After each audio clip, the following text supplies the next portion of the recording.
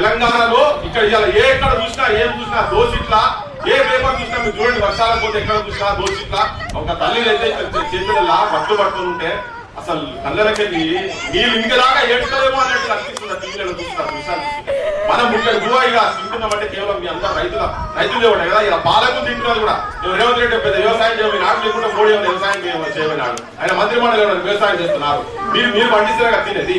So కనీసం కొంచెం కూడా వీళ్ళకి ఆ పట్టిన ఏ మాత్రం బాధ లేకుండా వ్యవహరిస్తున్నారు. వీళ్లకు మన అందరం కలిసి కొట్లాడితే దాని విషయంలో నేనైతే రవాణా 7 గంటలకి విత్తనాలు ముచ్చట చెప్పింది కదా. వీళ్ళు కార్పొరేటీకరణ ఇట్లా 250 కోట్ల రూపాయలు ఒక కంపెనీకి ఇస్తున్నారు. మొత్తం కలిపితే మన అప్పులే 5 లక్షల కోట్లు లెక్కలు కిందాక తీసుకుపోయి జనాన్ని వీళ్ళు కంపెనీల గురించి పనిచేస్తున్నారు.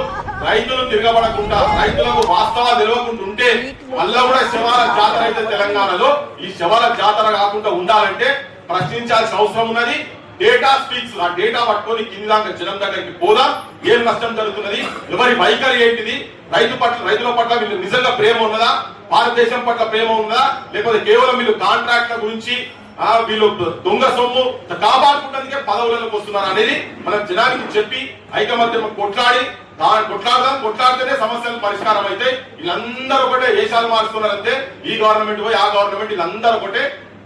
ఇండిపెండెంట్ గా రైతుల చేతుల్లో నాయకత్వం ఉంటేనే ఏదైనా మనం సాధించవచ్చు అని చెప్పి నేను మీతో ఉంటా అని చెప్పి మీ అందరికి విజ్ఞప్తి చేస్తూ పెద్ద మనిషి స్ఫూర్తి దాయకంగా 88 ఏళ్ళు ఇప్పటికి కూడా ఇంత పొల్లు పోకుండా ఇట్లా మాట్లాడుతున్నారు. ప్రతి ఒక్కటి అంకెలతో సహా చెప్తున్నాడు. మొత్తం దేంది స్టాటిస్టిక్స్ ఎక్కడ ఏంది ఏం సంగతి అని చెప్పాలి.